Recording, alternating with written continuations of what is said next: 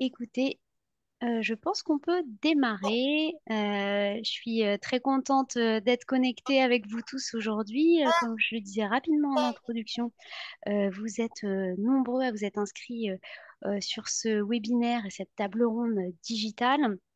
Aujourd'hui, l'idée, c'est qu'on aborde le sujet des encas, des goûters, qui peuvent concerner notamment tout le monde. Ce n'est pas que les enfants. En fonction des différents profils aussi, on va pouvoir aborder ce sujet des encas. Et pour vous donner toutes les clés pour essayer que vous puissiez composer vous-même vos propres goûters, on est accompagné de Dominique Richier-Rousseau, qui est docteur en pharmacie, micronutritionniste et présidente de l'association Élan Santé. Merci beaucoup, Dominique, pour ta présence et ton investissement en tant qu'ambassadrice de la communauté Bleu-Blanc-Cœur.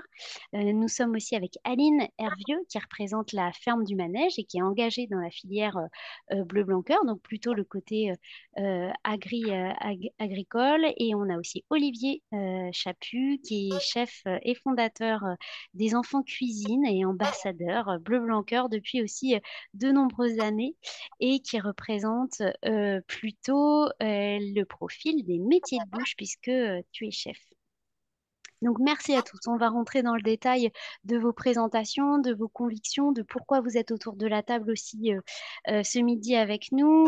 Avant ça, j'aurais souhaité vous partager des bases un petit peu de la démarche, de faire un rapide récap sur la démarche Bleu Blanc Cœur pour que tous nos auditeurs aient à peu près la même base. Si vous avez des questions, n'hésitez pas à les poser dans le chat. Comme je vous le disais, je pourrais peut-être pas traiter toutes les questions au niveau du timing. On se donne 1 heure maximum tous ensemble. Et puis au niveau du déroulé, mais je prendrai le temps de les rassembler et de faire aussi un mail récap pour répondre. Et donc, pour parler de Bleu Blanc Cœur, on est une démarche agricole et alimentaire qui existe depuis maintenant un peu plus de 20 ans. On travaille notamment sur les intérêts nutritionnels, c'est-à-dire que on va essayer de viser à améliorer la qualité nutritionnelle et environnementale de notre alimentation en travaillant notamment sur l'alimentation des animaux. C'est-à-dire qu'on va plutôt préconiser, on a fait différentes études, hein, études cliniques sur la qualité alimentaire des animaux. Donc, qu'est-ce qu'on propose dans l'auge des animaux qui va permettre aux animaux d'être en pleine forme, en meilleure santé et aussi qui est un intérêt nutritionnel pour nous ensuite, voilà, en tant qu'humains. Voilà, donc on travaille là-dessus depuis de nombreuses années. On fédère de plus en plus d'adhérents, mais on a aussi une grande communauté qui permet de représenter la société civile. Dominique, Olivier, vous en faites notamment partie. On a 30 000 personnes qui font partie de cette communauté associative et donc je la représente aujourd'hui. J'anime cette communauté avec grand plaisir depuis plusieurs mois maintenant et on a notamment des ambassadeurs qui veulent aller plus loin dans leurs engagements, qui sont convaincus des principes de Bleu Blanc Cœur et qui travaillent du coup avec nous volontairement, bénévolement dans la valorisation et dans la vulgarisation de la démarche. Voilà pour le petit mot d'introduction. Dominique, donc tu es docteur en pharmacie, tu es micronutritionniste, tu soutiens Bleu Blanc Cœur depuis plusieurs années maintenant. Est-ce que tu pourrais nous partager un petit peu ou nous expliquer quelles valeurs pour toi Bleu Blanc Cœur représente, qu'est-ce qui te tient particulièrement à cœur et comment au quotidien tu sensibilises les adhérents, notamment de l'association que tu représentes. Et voilà, nous expliquer un petit peu qui tu es. Mm. Merci Victoire et bonjour à tous. Je connais Bleu Blanc Cœur depuis 10 ans et en fait, c'est vrai qu'assez vite, j'ai souhaité être ambassadrice de cette démarche. Pour moi, le premier intérêt, c'est qu'elle s'adresse à tous. C'est vrai que les produits Bleu Blanc Cœur, que ce soit les œufs, les produits laitiers, le poulet, voilà, ce sont des produits qu'on consomme tous, au moins peut-être quotidiennement même. Et qui donc sont particulièrement intéressants à consommer. On en reparlera tout à l'heure. Donc, que cette démarche s'adresse à tous et que les produits soient facilement accessibles aujourd'hui dans la grande distribution, c'est aussi un point très important quand on parle de nutrition pour tous. Et puis il y a un autre aspect qui me tient à cœur, enfin que j'apprécie vraiment chez Bleu Blanc Cœur, c'est toute la démarche et le travail que fait Bleu Blanc Cœur autour de ce qu'on appelle la santé globale. Santé globale, c'est en anglais, c'est One Health. Et en fait, c'est s'intéresser à quelles sont les relations entre la santé du sol, la santé des animaux, la santé de l'homme. C'est comment cela fonctionne, quelles relations existent entre ces différents aspects. Parce qu'il y a une interdépendance. Et donc, je trouve que la démarche Bleu Blanc Cœur, elle a vraiment du sens à ce niveau-là puisqu'on sait aujourd'hui que ces aspects sont liés et qu'on a besoin d'éléments pour le prouver et apporter ces informations auprès du public, en fait. Voilà. Donc, voilà, mon rôle, c'est un petit peu de porter Bleu Blanc Cœur plus loin auprès du public et auprès des personnes que je conseille. Merci beaucoup, Dominique. Et je rebondis sur ce principe de santé unique pour les auditeurs que ça intéresse. Il y a pas mal de publications sur Internet. Vous pourrez retrouver aussi des infos sur notre site. Et puis, on va avoir un temps fort aussi au mois de novembre sur ce sujet. Donc, je vous invite à rester connecté à l'agenda. Olivier, toi, tu es ambassadeur Bleu Blanc Cœur depuis un certain moment maintenant. Tu représentes les professionnels des métiers de bouche. Est-ce que tu peux nous expliquer un petit peu ton quotidien? Et je sais que tu es fondateur aussi des Enfants Cuisine. Et quel est ton rapport avec la démarche agricole et alimentaire Bleu Blanc Cœur? Bah, en fait, je pense en tant que cuisinier, ou en tous les cas porte-parole des métiers de bouche chez Belancoeur, l'idée, c'est quand même vraiment de mettre en avant que si on veut être en bonne santé, eh ben, autant consommer des produits qui eux-mêmes déjà sont bien élevés, sont en bonne santé, justement aller chercher au maximum de la qualité, en tous les cas, du produit. Moi, j'essaye d'être un peu le porte-parole de la démarche de Blanqueur au sein de la profession, c'est-à-dire je vais aller sensibiliser au maximum les chefs de cuisine, mais pas que aussi, hein, les chefs de pâtisserie. Il y a aussi tout ce qui est beurre, laitage, œufs qui sont aussi importants. Donc du coup, on va essayer d'en parler, essayer de sensibiliser tout ça. Je suis consultant aussi au sein de certaines cuisines centrales et cantines en restauration scolaire. Donc, j'essaye aussi de toujours essayer d'avoir un petit peu cette façon de dire, voilà, est-ce que vous travaillez les produits de la démarche de Blanqueur? Donc, c'est intéressant. Et puis, au sein de l'association, bah, ça a été très simple, hein, dans notre charte associative, on mène des ateliers dans les écoles et dans toutes les structures où il y a des enfants. On a à peu près 150 chefs adhérents. Et en fait, l'idée, c'est de vraiment dire aux chefs, en priorité, vous prenez des produits bleu blanc cœur de façon à ce qu'on puisse aussi amener au sein de nos ateliers, au sein des écoles et autres d'ailleurs, voilà, des bons produits de base et faire comprendre aux enfants qu'il y a le respect bien évidemment du local, de la saisonnalité, mais aussi le respect de ce qui nous nourrit, donc de tout ce qui est aspect vivant. Notre rôle à nous des métiers de bouche, c'est de vraiment être très proche des producteurs et faire le lien entre justement le producteur et le consommateur, de façon à ce que en fait, ben, les enfants, en grandissant, puissent aussi être acteurs de leur alimentation et soient complètement autonomes. Et Dieu sait que le panel est grand dans toute l'alimentation. Donc voilà, l'idée, voilà, c'est de les deux volets, essayer de mettre en place pas mal d'actions avec des acteurs des métiers de bouche, parce qu'il y en a qui connaissent très bien la démarche de l'enclair, d'autres qui ne la connaissent pas, d'autres qui ne l'utilisent pas trop. Et voilà, on se pose tous des questions, on demande des choix des produits, hein, dans notre métier, c'est le cas. Et au niveau des jeunes générations, leur dire, voilà, quand on a un produit bien élevé, bien travaillé, eh ben, il nous nourrit mieux et il aura une action sûrement directe sur notre santé. Donc, on a au sein de l'association on n'est pas dans le curatif, on est dans la prévention. Donc, ça fait partie de la démarche et du lien qu'on a avec le bancaire, hein, prévenir. Hein. Donc, c'est très important pour nous, en tous les cas. Merci beaucoup, Olivier. C'est hyper intéressant ce que tu dis, puisque c'est vraiment la vocation qui résonne en fait dans la communauté. d'essayer de décloisonner les univers, de connecter les professionnels des métiers de bouche avec les pros de santé, avec notamment le milieu agricole. C'est ce qu'on a essayé de faire. Tu es venu cette année au Salon de l'Agriculture sur notre stand pour parler de tout ça, voilà, et exprimer aussi ton quotidien et rencontrer notamment des adhérents agriculteurs qui font partie de la démarche Bleu Blanc Cœur. Et donc, c'est Aline aujourd'hui qui représente la ferme du Manège, qui est engagée en filière Bleu Blanc Cœur depuis un petit moment.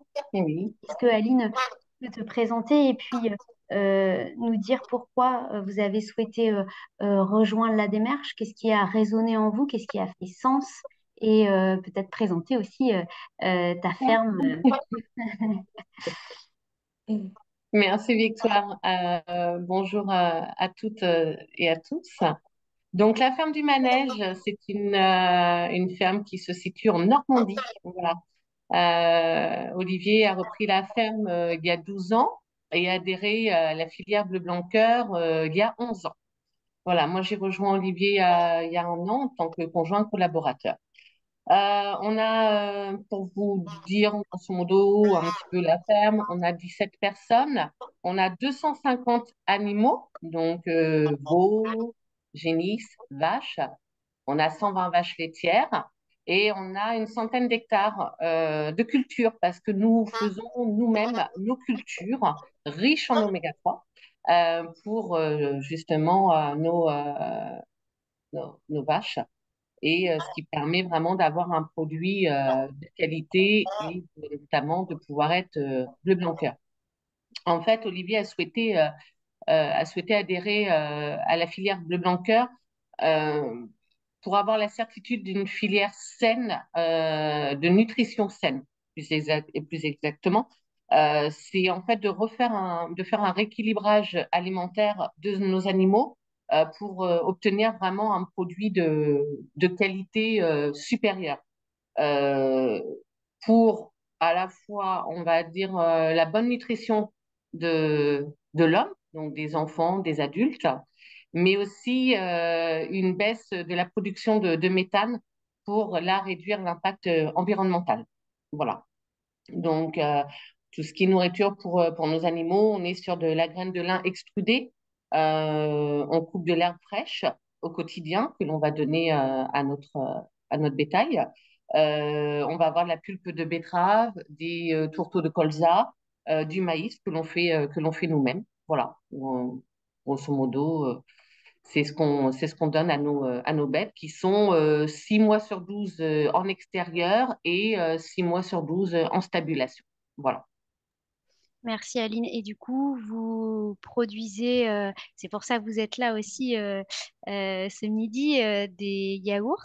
Oui, alors oui, tout à fait. Notre activité, et c'est le plus, c'est l'essentiel. L'activité, c'est en fait de transformer le lait du jour de nos vaches en un yaourt brassé entier. Voilà. Mais on utilise le lait du jour. Voilà. On a une production environ de 2000. Nos vaches nous produisent environ 2700 litres de lait par jour et on le transforme en environ, on fait 15 000 yaourts par jour. Voilà. Je vais montrer un petit yaourt, si vous le permettez. Je ne sais pas si on le Allez. voit bien. Voilà. Donc, on est sur un produit bleu blanc cœur, un produit de qualité dans un pot en verre. Voilà, c'est ce qu'on recherchait également. Et très, très bon. Voilà, excellent. Sur deux formats. Pour les petits gourmands, le 130 grammes et pour les grands gourmands, le 180 grammes. Voilà. Super. Merci beaucoup, Aline. Ça nous permet de rentrer dans le vif du sujet pour la question notamment des goûters. Dominique, est-ce que tu as un petit peu les clés, la base pour composer un goûter plutôt équilibré et sain au quotidien? Alors, des clés, je ne sais pas, mais des propositions, oui. En fait, le goûter, c'est vrai que d'ailleurs, certainement pour nos auditeurs, ça évoque du sucré tout de suite. En fait, ça ne rime pas qu'avec sucré. Je pense qu'aussi le salé est quelque chose de très intéressant pour le goûter. Donc, le premier élément que je voudrais enfin, mettre en avant, c'est l'idée de la variété. En fait, dès qu'on varie, ça c'est une chose qui est bien maintenant établie, dès qu'on varie suffisamment, on a plus chances de couvrir ses besoins nutritionnels. Donc le goûter fait partie des repas, hein, au même titre que les autres, et donc en fait doit être suffisamment varié selon les jours. Voilà. Donc essayer de ne pas être toujours dans quelque chose de standardisé qui se répète. Voilà. Donc ça c'est la première chose. D'aller vers du salé va permettre effectivement d'inclure des aliments différents, nouveaux, qui ont aussi leur intérêt nutritionnel. Donc ça me paraît intéressant. Et puis la deuxième chose, on va en reparler tout à l'heure parce qu'on va parler des différents profils. Le goûter ne s'adresse pas qu'aux enfants et un goûter, pour moi, ça doit être quelque chose qui est adapté aux besoins de la personne. Donc, en fonction de son âge, hein, bien sûr, les besoins vont être différents, bien sûr, pour un enfant en croissance, pour un actif ou pour un senior. Et puis la notion aussi d'activité physique, hein, c'est vrai qu'un enfant qui va partir faire 1 heure de basket, il n'a pas les mêmes besoins en énergie qu'une personne senior qui va pas forcément bouger la fin de journée. Donc voilà, les deux mots en fait que je mettrais un peu en parallèle, c'est la notion de variété et la notion de adapter à nos besoins. Voilà. Puis après, on va développer avec des idées qui vont venir. Merci Dominique.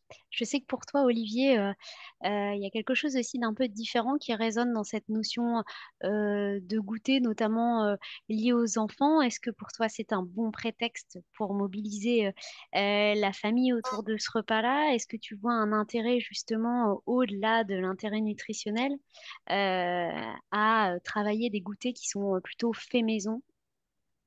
Oui, alors en fait, il y a deux volets qui sont très intéressants. Sur la partie des goûters, le fait de les faire maison, c'est assez génial parce qu'on peut justement s'amuser à préparer les goûters de l'enfant peut-être le week-end où on a un peu plus de temps et de pouvoir justement l'étaler sur la semaine. Donc du coup, on va pouvoir travailler avec son enfant sur le goûter, lui faire aussi prendre conscience que voilà, un goûter, bah, voilà, c'est une collation, c'est aussi, il y a une notion de plaisir, mais il y a aussi le plaisir de le faire ensemble. Après, l'autre volet qui est un petit peu plus touchy, c'est de faire accepter aussi aux écoles qu'on fasse le goûter maison. Et aujourd'hui, on rencontre quand même une difficulté assez importante, c'est que toutes les écoles n'acceptent pas, ou même les centres de loisirs d'ailleurs, des goûters maison. On le voit de plus en plus, par exemple, avec les goûters d'anniversaire qu'on peut organiser de nos enfants à l'école, et on s'oriente plus vers une sorte d'industrialisation du goûter. Mais moi, je pense que c'est aux parents d'être un peu aussi les porte-parole de ça, en disant que non, effectivement, le fait de faire un goûter maison, si on parle d'un goûter sucrés. Dominique parlera des goûters salés, mais si on parle des goûters sucrés, ça permet aussi de canaliser aussi le sucre qu'on met nous dans nos préparations. Et donc, du coup, c'est hyper intéressant de pouvoir voilà, faire son propre goûter. Et puis, en plus, on parle maintenant de batch cooking parce que c'est devenu la mode, mais moi, ma grand-mère faisait déjà du batch cooking, hein. Sauf que ça n'avait pas le même nom, hein, ça s'appelait cuisiner à l'avance. Donc du coup, c'est vrai que maintenant, on a la chance d'avoir des modes comme ça qui reviennent, et il y a des gâteaux, il y a des préparations, le biscuit du voyage, le brownie, le cookie, le pancake, qui se marient, enfin qui se congèlent très très bien. Et donc ça permet de préparer, de congeler sans risque, et de sortir notre petit gâteau tout au long tout au long du goûter de nos enfants. Et la congélation endort le produit, donc ne le dénature pas spécialement. Et si on le réveille, comme on dit souvent dans notre métier, petit à petit, soit dans un frigo ou dans la boîte à goûter de notre enfant, il n'y a aucun problème au niveau de tout ce qui est bactéries ou hygiène, comme j'ai pu déjà l'entendre. Donc, faut pas hésiter à préparer ça en amont.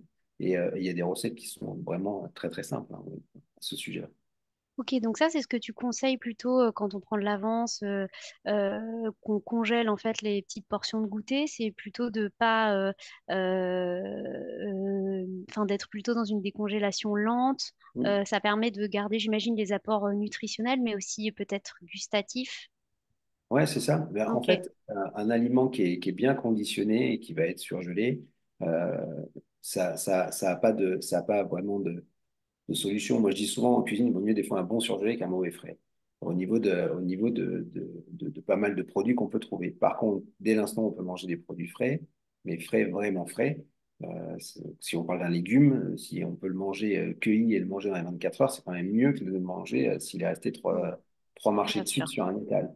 Donc c'est vrai qu'il faut essayer de dédramatiser un petit peu ça et d'expliquer aussi au grand public que c'est pas grave de faire de l'avance et peut-être avoir recours à la surgélation. C'est un moyen de conservation, on va dire moderne, hein. Avant, on conservait dans du sucre, dans du vinaigre, dans du sel, dans de la graisse de canard ou autre. Là, c'est un modèle de conservation. Tout n'est pas approprié, tout ne le fait pas, mais maintenant, sur Internet, on trouve quand même des recettes. Mais en règle générale, tout ce qui est biscuit du voyage se congèle très facilement et ça permet de prendre de l'avance. Et en plus, si par exemple je fais une plaque de brownie dans mon lèche frite et que j'ai 10 ou 12 ou 15 portions de brownie, ça me permet aussi de le détailler en fonction de l'âge de notre enfant. Donc, de pouvoir Oui, faire gérer des justement, portions comme disait adaptées. Dominique, la portion adaptée. Si j'ai un enfant qui fait du sport, si j'ai un enfant qui fait moins de sport, l'âge de l'enfant et ainsi de suite. Donc ça, c'est vrai que c'est assez intéressant de pouvoir, en tous les cas, travailler comme ça. Mais nous, dans nos métiers, c'est ce qu'on fait, hein. On travaille énormément comme ça et on s'en cache plus. Avant, on s'en cachait surgelé, sous vide. Mais bon, on a des cellules de refroidissement et on surgèle des fois, ne serait-ce que des poissons pour les garder d'une extrême fraîcheur. Donc, Ok. Merci beaucoup pour tes conseils. Donc, un double intérêt. Bien sûr, nutritionnellement, c'est intéressant de préparer ces goûters faits maison. On va aussi rentrer dans le détail. Et socialement, ça permet de fédérer aussi la famille sur un moment pour communiquer un petit peu bah, voilà, les valeurs liées à l'alimentation notamment. Et peut-être, Dominique, tu peux nous partager quel est l'intérêt, quels sont pour toi, à ton sens, l'intérêt d'intégrer des produits bleu blanc cœur dans la préparation des goûters, peut-être les intérêts nutritionnels et environnementaux. Oui, bien sûr. Alors, dans les produits bleu blanc cœur, il y a des produits qui peuvent être consommables tout de suite, hein, les bons yaourts. Je crois même qu'il y a des yaourts à boire. Voilà, donc ça fait partie des produits évidemment qui seront très intéressants parce que de très bonne qualité nutritionnelle. Et puis, il y a ce que j'appelle des produits de base pour cuisiner. Donc, évidemment, les œufs, le beurre, qui là prennent tout leur intérêt pour cuisiner maison parce que je pense aussi qu'effectivement, il y a peut-être en ce moment un retour vers le cuisiner maison pour le goûter, que c'est tout à fait intéressant de l'encourager. Alors, ces produits bleu blanc cœur, euh, quels qu'ils soient, ils ont une particularité, c'est lié à la démarche, hein, bleu blanc cœur, c'est qu'ils vont être riches en oméga 3. Alors, ça veut dire quoi et pourquoi c'est important? En fait, les oméga 3 sont des acides gras un petit peu particuliers dont nous avons besoin. Et on sait aujourd'hui que bon, les trois quarts de la population française ne couvrent pas ces apports, ces besoins en oméga 3 par l'alimentation. Euh, donc ça pose un problème. Pourquoi? Parce que ces oméga 3, l'organisme ne sait pas les fabriquer. Donc ne sachant pas les fabriquer, ils doivent provenir de notre assiette, un petit peu, j'allais dire, comme des vitamines en fait, hein, qu'on ne trouve pas non plus que l'organisme ne sait pas fabriquer. Ces oméga 3, ils ont beaucoup de rôles sur le plan de l'organisme, de notre physiologie. On peut citer trois rôles principaux, trois bénéfices santé en fait, hein. D'abord le cardiovasculaire, donc ils sont protecteurs. On peut citer aussi tout ce qui est en fait au niveau du cerveau, ce qui est cognitif. Donc ils ont un rôle dans l'apprentissage, dans la cognition, dans la mémoire, dans la vision. Donc, vous voyez là où je veux en venir. On parle du goûter, on parle des enfants. Donc, ça, c'est vraiment un point important. Et puis, ils interviennent aussi dans la régulation de l'inflammation. Donc, euh, voilà ce qui est important de retenir déjà au niveau de leurs différents rôles. Et en fait, ce qu'il faut bien avoir en tête, c'est que quand on choisit un produit bleu blanc cœur, on a grosso modo, hein, 2 fois plus d'oméga 3 que dans un produit qui serait conventionnel ou standard ou même bio, puisque bio, c'est un engagement de production, mais là, on est sur quelque chose de différent, parce qu'on a un cahier des charges bleu blanc cœur qui demande une certaine teneur en oméga 3 dans le produit. Donc, on est vraiment sur une démarche nutritionnelle, et ça, c'est ça que je trouve vraiment intéressant et important, puisque les bénéfices de ces apports en oméga 3, ils vont concerner tout le monde en fait. Voilà. Donc les produits bleu blanc cœur, bah, ils s'intègrent, oui, évidemment, pour moi, dans les goûters, de même que dans l'alimentation de tous, grands et petits. Voilà. Merci pour ces précisions, Dominique. Euh, on a creusé, et c'est la base hein, vraiment de Bleu Blanc Cœur, l'aspect santé, intérêt nutritionnel. C'est vraiment là-dessus que Bleu Blanc Cœur a travaillé depuis de nombreuses années, mais je ne voulais peut-être pas spécifier en introduction. On a vraiment trois champs d'action qui permettent de mettre en application notre vocation. Donc, c'est cet aspect santé qu'a détaillé Dominique. On a un aspect aussi lié à la transition écologique, transition alimentaire et agricole dans notre engagement, dans nos engagements environnementaux, c'est-à-dire que on va plutôt promouvoir des démarches et des pratiques agroécologiques. Nos cahiers des ressources limitent, voire interdisent le soja d'importation dans les rations des animaux et depuis très longtemps interdisent l'huile de palme. On a notamment, ça peut être intéressant aussi pour celles et ceux qui sont assez engagé sur la question. Si vous voulez creuser le sujet, je vous invite à regarder aussi sur le site. On travaille pas mal sur notre impact carbone et on a fait plusieurs études qui prouvent qu'en moyenne, sur les produits bleu blanc cœur, on est à moins 20% d'impact carbone. Donc, avec ce sujet notamment d'interdiction de l'huile de palme, de limitation de soja d'importation qui limite en fait la déforestation et aussi tout naturellement, moi j'aime bien donner cet exemple puisque je l'ai vraiment découvert en arrivant chez Bleu Blanc Cœur, le côté, dans la ration des animaux, on va plutôt prioriser, Aline, tu le disais, du pâturage au beau jour et puis l'intégration plutôt de graines de type lin, luzerne, févrole, qui vont être des céréales qui vont avoir un intérêt nutritionnel, mais aussi un confort de digestion pour la bête, et qui va permettre en fait tout simplement de dégager moins de méthane.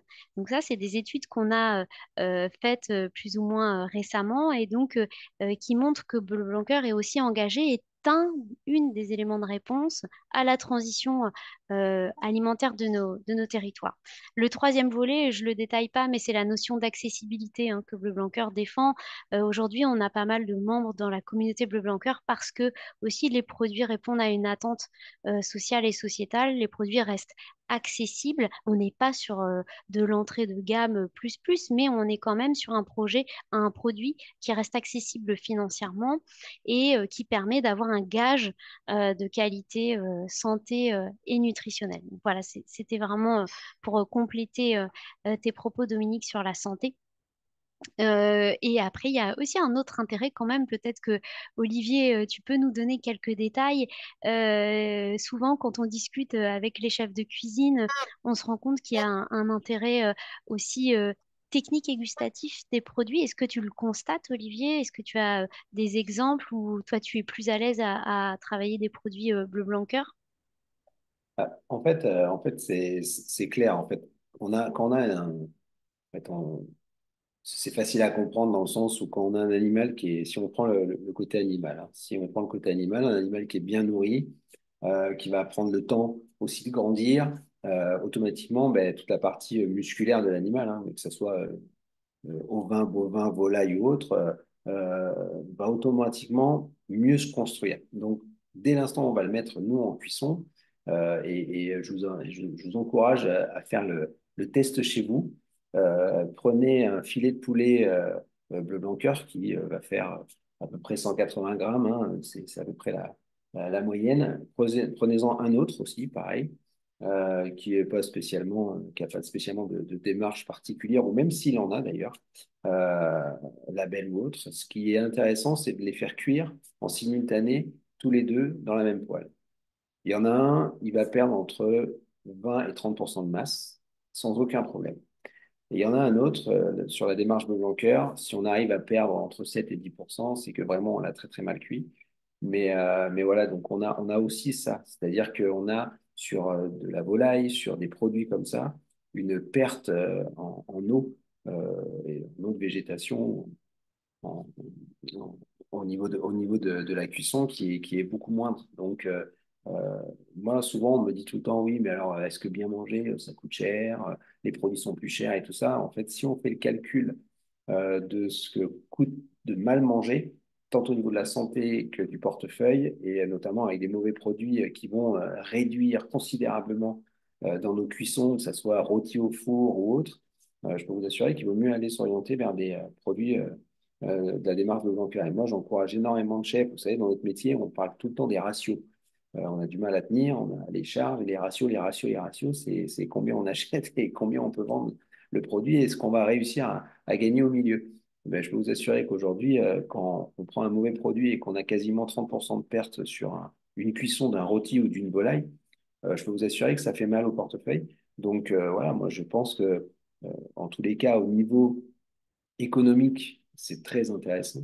Et au niveau gustatif, de toute façon, il n'y a pas de débat, tant au niveau de la mâche qu'au niveau du goût du produit, qu'au niveau, on parlait des yaourts tout à l'heure, il y a quand même des yaourts, quand on les ouvre, on a du sérum dessus sur 2 centimètres sur un yaourt. Sur la démarche de Blanqueur, il n'y aura pas de yaourt avec ça par-dessus, où ça sera un infime petit film. Et on n'a pas l'impression, quand on mange un yaourt, on mange un yaourt, quoi. On ne mange pas de l'eau. Et donc là, c'est là où c'est intéressant. C'est-à-dire qu'en fait, il faut aussi penser à cet aspect-là. C'est-à-dire qu'il y a tout l'aspect animal et l'aspect technique en cuisine où c'est très facile, en tous les cas, de se l'approprier. Moi, je suis un cuisinier feignant. Donc, je travaille les bons produits et j'ai des bons couteaux qui coupent. Ça évite de m'embêter. Donc voilà pourquoi la démarche de Blanquer, elle est très intéressante. En tous les cas, dans le monde de la cuisine, c'est très intéressant. Dans la restauration scolaire, ils y vont de plus en plus et je trouve que c'est une très bonne chose. Eux qui sont toujours en train de parler de prix, je peux vous assurer que les enfants s'y retrouvent dans leur assiette, mais les organismes aussi. Merci beaucoup, Olivier. Alors peut-être que, mais bon, Dominique, tu pourras peut-être me dire le contraire, mais de favoriser du poulet bleu blanc cœur au goûter, ce n'est peut-être pas forcément évident et pas la solution. Mais en tout cas, voilà, il y a d'autres produits gustatifs, la crème, le lait. On parle de crème beaucoup plus foisonnante aussi pour les cuisiniers et qui peuvent être intéressantes à intégrer dans des préparations. Justement, si vraiment on rentre dans le vif du sujet. Olivier, est-ce que tu as une recette un peu fétiche de goûter plutôt pratique à communiquer euh, à nos auditeurs et bien sûr qui mettent en avant et qui valorisent des produits issus de la filière bleu blanc cœur? Ouais, ben, en fait, tout à l'heure, je parlais des pancakes. Donc, ça, c'est quelque chose de très facile à faire, les pancakes. Alors, ce qui est intéressant, les pancakes par rapport aux crêpes, c'est que là, pour le coup, on peut les ranger par petits paquets de 3, de 5, en fonction de l'âge de l'enfant, en fonction du diamètre aussi qu'on va faire. Et ça se congèle très, très bien. Donc, on peut les ressortir, même à température ambiante. Ils vont se dégeler tranquillement dans la boîte à goûter de l'enfant et ça va être parfait. C'est quand même quelque chose d'assez fin. C'est moins fragile que les crêpes. Et là, automatiquement, on va utiliser des œufs, on va utiliser bien évidemment les œufs bleu blanc cœur, on va utiliser du lait, on va utiliser du beurre. Donc voilà, on a déjà plusieurs ingrédients bleu blanc cœur qu'on peut utiliser là-dedans. Et attends, j'ai une question à te poser sur les pancakes. Pardon, je t'ai Ouais. coupé avant que tu enchaînes potentiellement sur une autre idée, puisqu'on a une question d'une participante qui parle de tips pour la conservation. Est-ce que, par exemple, à température ambiante, tu vois, est-ce qu'on peut facilement mettre deux, trois pancakes dans le cartable de son enfant le matin pour une pause d'encas sur la milieu de matinée ou l'après-midi? Ouais, bah, il y a aucun souci là-dessus. Les pancakes vont être cuits, alors même s'ils sont cuits la veille, hein, on les conserve au frigo. Ça se conserve très très bien dans une boîte hermétique pour éviter que ça prenne aussi l'odeur du frigo. Tout ce qui est teneur en gras, par exemple, comme là, il y a dans le pancake, il y a du beurre. C'est exactement le même principe que la tablette de beurre qu'on va mettre dans le frigo. Si elle est mal fermée, elle va prendre toutes les odeurs. Donc pour que notre enfant il a un goûter et que sur le plan gustatif ce soit très bon, il faut toujours penser à la boîte hermétique. Donc les pancakes, il n'y a aucun problème. On en met deux, trois dans la petite boîte à goûter, un petit quartier de pommes, et puis ça y est, c'est parti, quoi. Je veux dire, on peut s'amuser avec plein de choses, hein. On peut mettre des fruits roulés dans le pancake avec alors un petit pic, c'est compliqué, mais en tous les cas, bien fermé dans la boîte à goûter. C'est vrai que c'est assez intéressant. Donc ça se conserve très très bien. On peut les mettre sans aucun problème. Et d'ailleurs, il faut aussi se référer à ce qui se passe dans tout ce qui est GMS et industrie agroalimentaire. Les gâteaux sont vendus en température ambiante. Donc, de ce fait-là, il y a plein de choses qu'on peut conserver en température ambiante. Il faut juste regarder ce qui se passe aussi dans les magasins. poser les questions aussi aux différents producteurs qu'on rencontre, hein, parce que eux-mêmes vont nous dire est-ce que ça, je peux le conserver à température ambiante. Le grand exemple, c'est les œufs, hein. Les œufs, il y a plein de personnes qui mettent des œufs au frigo, mais il n'empêche que quand on les achète, ils sont en température ambiante. Donc, du coup, il faut aussi se référer à ça. Les biscuits du voyage, les gâteaux, les sablés, les cookies, enfin, les moelleux, les pancakes et tout ça, il n'y a aucun problème pour les transporter dans le cartable de son enfant, dans une boîte. Voilà, il faut juste que ça soit une boîte, voilà, qu'elle soit bien propre, on la lave, bien sûr, quand elle rentre du goûter de ses enfants, parce que souvent, dans la cour de récréation, ben, ça traîne un petit peu. Mais voilà, il y a aucun souci. Et il y a plein de choses comme ça qu'on peut conserver dans notre boîte à goûter. Merci beaucoup, Olivier. On parle, tu l'as un petit peu dit en introduction, Dominique, quand on pense goûter, on pense naturellement sucré. Peut-être qu'on se trompe parce que justement l'Agence nationale de sécurité sanitaire et d'alimentation a émis une alerte sur la consommation excessive de sucre, notamment chez l'enfant et chez l'adolescent, qui aurait des causes notamment avec des obésités qui restent dans le temps. Quels sont tes conseils pour limiter l'apport en sucre au goûter, justement sur les pauses d'encas, Dominique? Oui, alors déjà, bah, c'est important de savoir qu'il y a eu plusieurs enquêtes, hein, qui ont mis en évidence cette surconsommation de sucre et qu'elle a tendance, bah, à perdurer, voire à s'aggraver. Donc, pour donner un exemple précis, chiffré, trois quarts des enfants de 6 à 10 ans consomment trop de glucides, hein. Donc, et notamment de glucides qui vont être issus de boissons sucrées, de jus de fruits, de gâteaux industriels, de viennoiseries, de bonbons, etc. Donc c'est vrai qu'il y a quand même quelque chose de très important, c'est que les habitudes, hein, qui seront prises, elles vont avoir tendance évidemment à être gardées au fil des années. Donc là, on ne construit pas un modèle alimentaire de santé, ça c'est sûr. Alors pour diminuer cet apport en sucre, hein, puisque majoritairement c'est ça le problème chez les enfants aujourd'hui, eh ben, oui, le goûter salé, c'est une excellente idée.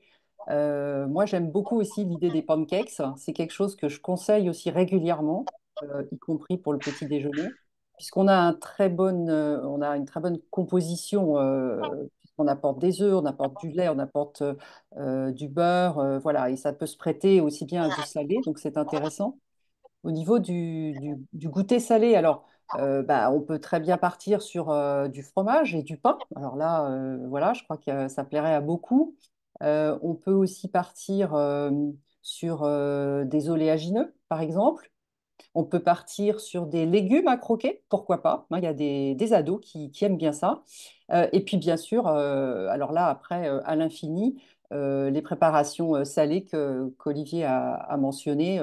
On part des pancakes, on peut faire des cakes salés, on peut faire des clafoutis, etc. Et ça fait partie aussi, très important, d'un apprentissage, hein, de la cuisine, donc via voilà, des recettes comme ça. Alors, il y a un deuxième aspect aussi qui est très intéressant pour les enfants au goûter, parce que là aussi, il y a un souci, c'est la consommation de fibres.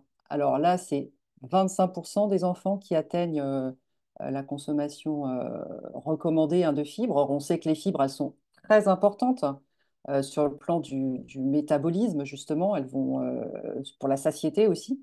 Donc en fait, quand on introduit par exemple un végétal, hein, que ce soit un légume ou que ce soit un fruit, on va diminuer ce qu'on appelle l'index glycémique du repas, parce que les fibres, elles vont ralentir un petit peu la digestion et donc permettre qu'il n'y ait pas un pic glycémique rapide.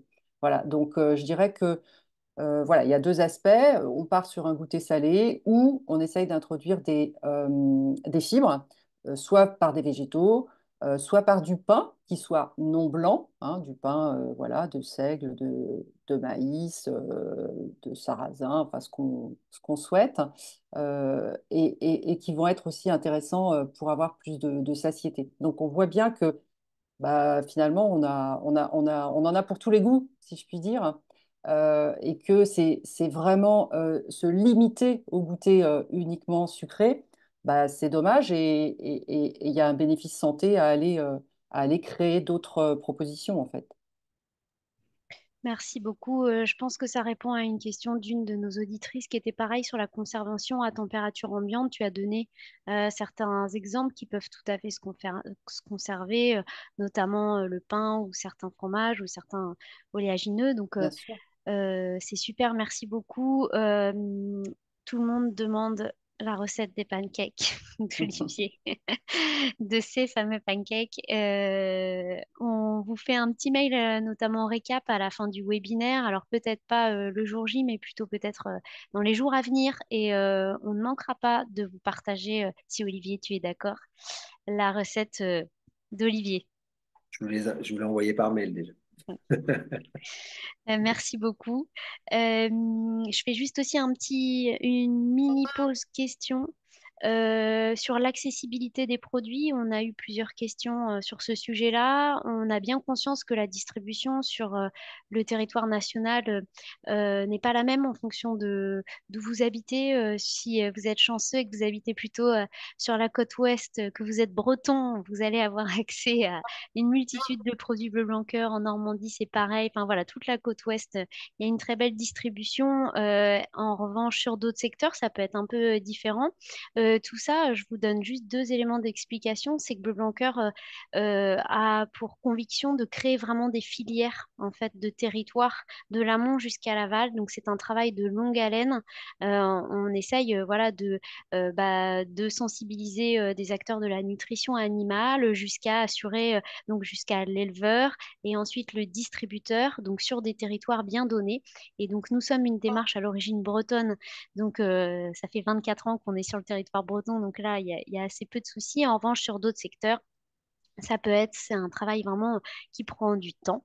Et la communauté nous aide beaucoup à déclencher les choses. Donc, si vous voulez travailler avec nous là-dessus, welcome. Et puis, vous avez sur le site internet un encart qui s'appelle Où trouver les produits.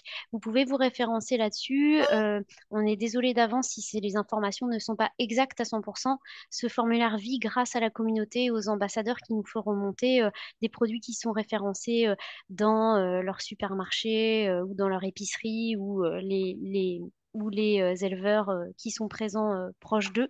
Donc, on vous encourage à alimenter cette plateforme et sachez que on a un auditeur aussi qui a posé une question sur le volet plutôt accessibilité des produits d'origine animale. On a aussi plein d'autres produits qui sont plutôt adaptés à des régimes un peu plus végétariens, qui vont concerner des huiles, des farines notamment. Et là, on est aussi en réflexion sur d'autres produits d'origine végétale. Donc, n'hésitez pas à tester les produits.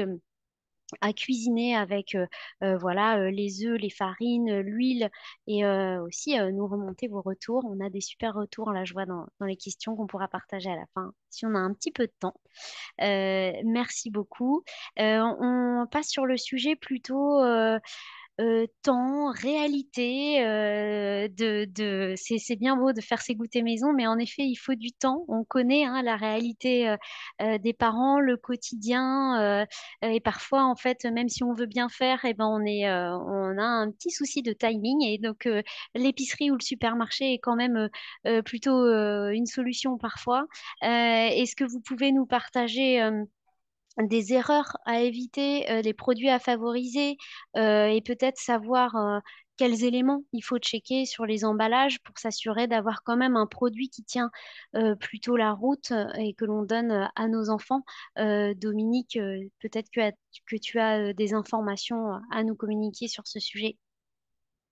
Oui, bah, quand je vous parlais du problème de la consommation des glucides, il faut savoir qu'en fait, la première chose qui a été pointée, c'est les boissons, en fait. Mm. Donc, les boissons, qu'elles soient des sodas ou des boissons sucrées, mais aussi les jus de fruits. Alors, je profite pour donc parler d'une expérience personnelle. J'ai vu il y a peu de temps sur une bouteille de jus marqué un verre est égal à 1,5 fruits. Alors, évidemment, c'est une allégation qui est totalement trompeuse parce que ça n'est pas du tout équivalent. Évidemment, c'est un argument de vente, mais on sait très bien aujourd'hui que consommer un fruit frais entier coupé, ça n'est pas la même chose que boire un jus au niveau de l'apport glucidique et puis au niveau de la satiété. J'allais dire que la première erreur, entre guillemets, parce qu'on croit tous bien faire avec les jus de fruits, les vitamines, effectivement, et donc la publicité est là pour nous le rappeler. Mais en fait, ces jus apportent énormément de sucre et ne sont donc pas du tout indiqués. Il y a Santé publique France qui vient de publier des recommandations pour l'alimentation des enfants, qui donne même ces recommandations, hein, à ne pas dépasser, et je trouve qu'elles sont intéressantes, c'est intéressant de les savoir. Avant 11 ans, pas plus de un demi-verre de jus, hein, par jour, hein, ça doit vraiment être voilà, le maximum. Et au-delà de 11 ans, c'est un verre. Et en tous les cas, ça n'est pas du tout une recommandation. Donc, il faut essayer de ne pas tomber dans le panneau, si je puis dire, de ces jus, quels qu'ils soient, hein, sucre ajouté, pas de sucre ajouté, pressé ou flash pasteurisé, tout ça, c'est un petit peu la même chose. Voilà. Donc, le seul, on va dire, qui puisse être valable, c'est le jus de fruits à la maison. Mais bon, là, on est dans le cadre un petit peu d'un goûter voilà, au supermarché. Donc ça, c'est la première chose. La deuxième chose, c'est quand on veut regarder des produits, effectivement, comparer des produits industriels, hein, comme des gâteaux. Évidemment, on a des outils et on a aujourd'hui le Nutri-Score, hein, qui est donc un score, un visuel qui n'est pas obligatoire, mais que beaucoup d'industriels ont adopté. Et là, c'est vrai que bah, quand on est sur un produit qui a un Nutri-Score D ou E, là, on sait très bien qu'il n'y a pas de qualité nutritionnelle, hein, c'est juste des calories, on peut appeler ça même des calories vides. Elles ne sont pas intéressantes nutritionnellement parlant. Après, il y a aussi le fait de regarder les additifs, hein, puisque plus un produit est transformé, plus il y a d'additifs, et qu'on sait aussi que les additifs posent des problèmes sur le plan de la santé à long terme. Donc, on peut regarder la quantité d'additifs et là, je crois qu'il y a des applications qui peuvent aider, hein. Je cite Yuka, par exemple, voilà, qui peut permettre de comparer deux produits d'une même catégorie et vous orienter sur celui qui va être de meilleure qualité nutritionnelle. Donc ça, c'est intéressant. Et puis juste un petit mot pour le bio, puisque bah, les parents, là aussi, dans un geste voilà, de bénéfique pour la santé des enfants, peuvent choisir des aliments bio. Donc, je rappelle juste que le bio, en fait, ce n'est pas une garantie sur le plan de la qualité nutritionnelle. On gagne simplement sur le plan des additifs, puisque on a, en produits bio, on a un nombre d'additifs qui va être extrêmement réduit par rapport à l'alimentation conventionnelle. Donc, c'est vrai qu'on élimine beaucoup d'additifs, mais ce n'est pas pour autant que le produit va être bien équilibré sur le plan des glucides ou des lipides. Voilà. Donc, au supermarché, voilà, on peut s'orienter, comme je viens de dire, sur ces produits, mais en faisant quand même très attention. Sinon, il y a des choses toutes simples, en fait, hein. On peut très bien revenir. Olivier disait, ma grand-mère, c'est ce qu'elle faisait, mais on peut dire aussi, nos parents nous donnaient du pain, du chocolat. Vous achetez un bon chocolat au supermarché, vous pouvez parfaitement faire un goûter sain. Vous pouvez aussi acheter les oléagineux, on a déjà cité, mélangés avec des fruits secs. C'est un excellent goûter pour un enfant qui va aller faire du sport ou un ado.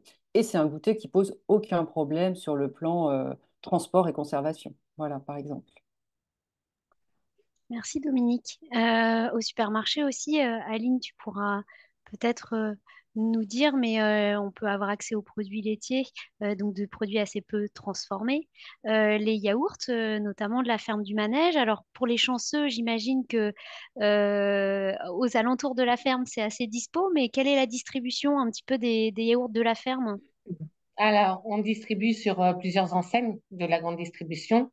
L'enseigne Leclerc, sur la Normandie, une partie on va dire, de la Bretagne. On va distribuer chez Intermarché. Et là, prochainement, on va être référencé au niveau national. Ah, donc les Excusez-moi. auditeurs pourront trouver facilement. Voilà, au Super. rayon fromage à la coupe. Voilà, pas dans le rayon libre-service, mais fromage à la coupe.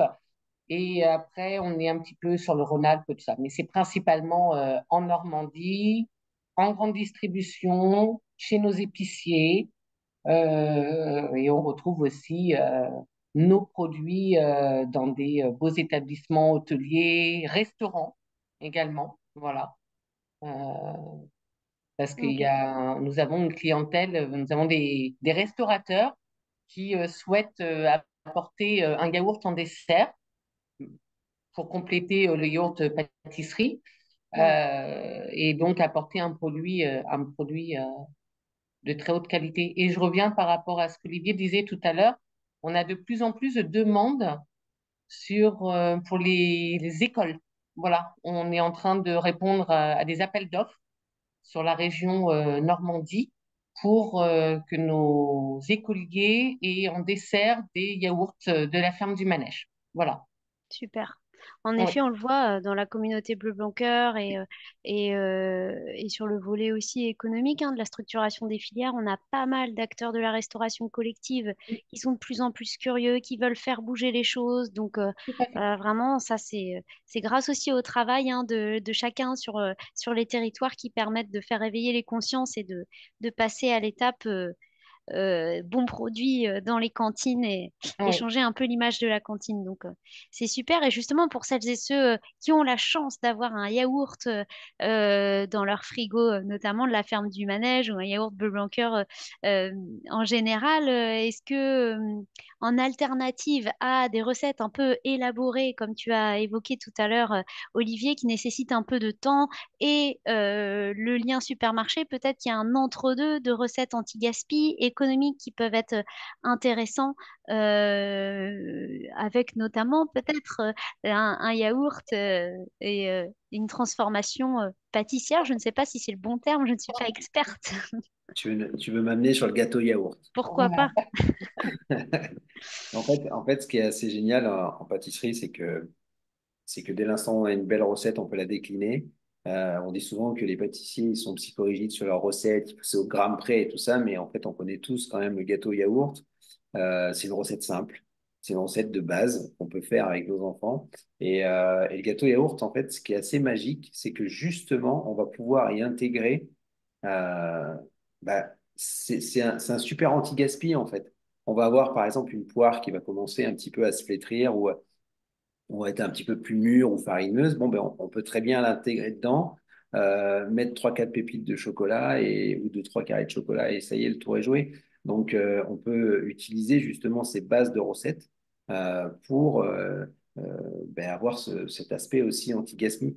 Aujourd'hui, on est tous en train de parler du pouvoir d'achat, que les foyers ont de plus en plus de mal à se nourrir, que ce soit pour manger des produits sains, des produits, des fruits et légumes et tout ça. Et je pense qu'en fait, bon, aujourd'hui, les chiffres sont assez alarmants. On jette 27% de ce qu'on achète en alimentation et souvent sans s'en apercevoir. C'est-à-dire que ça va du côté de couper les bouts des carottes ou des concombres où on va enlever 1 centimètre au lieu d'enlever juste ce qu'il faut, jusqu'à la dernière tranche de jambon qu'on va avoir qui va sécher dans notre frigo et qu'on ne sait pas quoi en faire. Eh ben, il existe des recettes comme ça de base, comme le gâteau yaourt, où vraiment on peut justement s'éclater et passer énormément de choses. Mais il existe aussi la même chose en salé, hein, comme disait Dominique. Rien ne nous empêche de faire un muffin salé et automatiquement d'utiliser les produits dedans. Donc, on peut très bien avoir une base avec des bons produits qui va nous permettre de justement avoir entre guillemets vide frigo qu'on devrait d'ailleurs faire plus régulièrement dans nos foyers, parce qu'il y a des frigos qui sont voilà, mal aérés, mal rangés. C'est Mm. là où, en fait, où on a de la perte, en fait. Et je pense que le plus grand conseil qu'on peut donner à toutes les personnes qui nous écoutent au niveau de l'alimentation, c'est déjà, d'une part, d'aller choisir des bons produits. Ça, c'est une règle d'or. Ce qui nous coûte cher, c'est ce qu'on va mettre à la poubelle et pas spécialement l'achat du bon produit. C'est nourrir la poubelle qui coûte cher au niveau des foyers. Et le plus grand conseil qu'on peut donner, c'est justement acheter uniquement ce que vous avez besoin. Ça, c'est hyper important parce que souvent, on part avec une pseudo-liste de courses. On fait nos courses peut-être des fois à 11 heures du matin, on commence à avoir la dalle. Et en fait, ce qui se passe, c'est qu'on va acheter des choses qui sont complètement inutiles et on va aller à la course, à la promotion. Moi, je préfère acheter 4 yaourts bleu blanc cœur vendus par 4 et même peut-être revenir 2 fois dans la semaine si vraiment j'ai besoin plutôt que d'acheter des promotions de 12, 16, 18 yaourts qui vont automatiquement finir pas toujours dans notre banque, mais plutôt à la poubelle ou autre. Donc, du coup, voilà, c'est vrai que il faut s'orienter là-dessus. Je vous donnerai la recette du gâteau yaourt si vous voulez, mais je pense qu'elle est, Merci. elle est assez banale, mais voilà, n'hésitez pas. Et puis en plus, ça permet de passer les fruits de saison, donc ça rajoute du fruit, ça permet de, voilà, voilà, d'avoir un vrai gymnastique, on va dire, artistique aussi au niveau des enfants. On peut le décorer, ce gâteau yaourt, on peut faire plein de choses. Donc, il y a un côté vraiment très créatif. Et c'est ce qui plaît vraiment, et c'est ce qui plaît vraiment aussi aux enfants et aussi à la famille, parce que je pense qu'un bon gâteau yaourt. Petite astuce quand même au petit gâteau yaourt, ce peut être intéressant, c'est on met des œufs dans le gâteau yaourt. Alors, soit on les met comme ça, soit on met les jaunes et on monte les blancs en neige et vous verrez, vous aurez encore un gâteau yaourt encore plus moelleux que la normale. Ça, c'est pas souvent dit dans les recettes, donc voilà. Mais c'est vrai que c'est un très bel outil anti-gaspi. C'est un très bel outil anti-gaspi et je pense qu'il faut amener le plus en plus les personnes à aller justement consommer des bons produits. Et juste, je veux rebondir sur l'histoire de temps, dont tout à l'heure on parlait de temps de cuisiner. J'ai pas l'impression qu'avant on avait moins de temps. Je pense que surtout maintenant on a mis nos priorités différemment sur d'autres secteurs, qui peut être loisirs, qui peut être d'autres détentes, qui peut être regarder un film sur toutes les plateformes possibles imaginables, scroller sur tous les réseaux sociaux. Je pense qu'en fait on a mis ce temps-là, on a transposé du temps de l'alimentation vers des choses qui sont des fois peut-être un peu plus futiles et ça, il ne faut pas oublier que c'est nos enfants qui vont le payer au prix fort. Je pense qu'il faut, si on sort un peu de l'aspect, en plus de manger des bons produits, je pense qu'il faut encourager les enfants à cuisiner ensemble, encourager les enfants à participer à l'heure de la table. On est encore un des rares pays à manger assis. Donc, je pense qu'il faut aussi pas hésiter à aller faire les marchés, à aller faire les courses avec les enfants. C'est hyper important. Leur dire ce qu'on peut acheter, ce qu'on ne peut pas acheter, en fonction aussi de nos budgets, en fonction de plein de choses.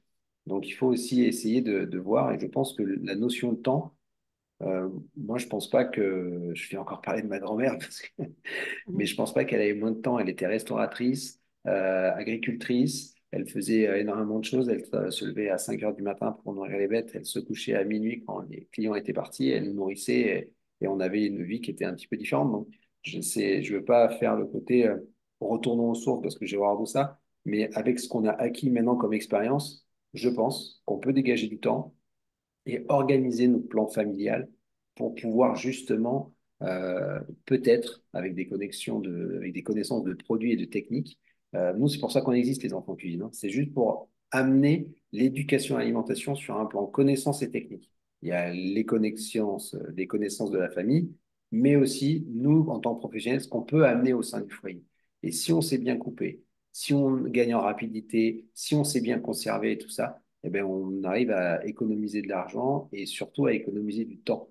Parce qu'un produit, si on sait bien le travailler, ben, on va prendre moins de temps à le travailler que si on ne sait pas bien travailler techniquement. Donc, du coup, c'est assez intéressant de se dire que je ne pense pas que c'est un manque de temps. Je pense juste que de temps en temps, il faut savoir prendre le temps de s'écouter, de s'arrêter et dire, bon, mais qu'est-ce qui est bien pour moi, pour ma santé? On sait très bien que si la santé déraille, ben, on ne pourra plus aller ni sur Facebook, ni sur les réseaux sociaux. Donc, c'est vrai que c'est très intéressant, les plateformes, la preuve aujourd'hui, mais je pense qu'il faut aussi essayer d'aménager le temps de la famille pour pouvoir bien se nourrir. Sinon, on ne pourra plus s'acheter les super belles baskets et le dernier téléphone. Merci beaucoup, Olivier, pour ce partage de convictions qu'on partage en effet tous et qu'on bosse au sein de la communauté Bleu Blanc Cœur sur tout le volet éducation alimentaire. On a pas mal de questions dans le chat sur bio et Bleu Blanc Cœur. Ces démarches sont complémentaires. On a une quarantaine d'éleveurs engagés dans la démarche qui sont convaincus par les deux, justement, les deux démarches, bio et Bleu Blanc Cœur. Et on a une question. Alors peut-être on dépasse un tout petit peu, mille excuses, on va se dépêcher de terminer. On a une question qui est assez intéressante, Dominique. Tu as parlé du Nutri-Score. Et en effet, les produits Bleu Blanc Cœur sont souvent des produits notamment animaux, certains, le beurre, la crème, certains fromages. Les Nutri-Score peuvent être référencés plutôt rarement sur du A ou sur du B, sur de la crème fraîche notamment. Est-ce que tu as des principes ou peut-être des informations à nous donner qui pourraient un petit peu contrebalancer ou en tout cas expliquer un peu le détail du Nutri-Score?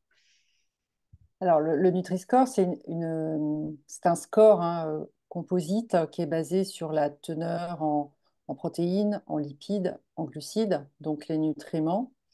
Donc, par exemple, ça ne va pas prendre en compte la teneur en oméga 3, hein, qui fait l'intérêt des produits bleu blanc cœur. Donc, il est vrai que sur tous les produits qui vont être quantitativement riches en lipides, par exemple, comme les huiles, le beurre, le fromage, il y aura des mauvaises notes. Mais on ne mange pas que du fromage, on ne mange pas que de l'huile, on ne mange pas que du beurre. Donc, ces produits-là, ils s'intègrent tout à fait dans une alimentation équilibrée. Le Nutri-Score, comme je l'ai dit tout à l'heure, c'est vraiment plutôt pour comparer des produits entre eux, comparer des paquets de gâteaux ou des desserts, voilà. Et donc là, effectivement, là, on peut trouver au sein d'une même catégorie des produits qui vont être différents, puisque certains vont être vraiment trop chargés en sucre ou trop chargés en graisse par rapport à d'autres.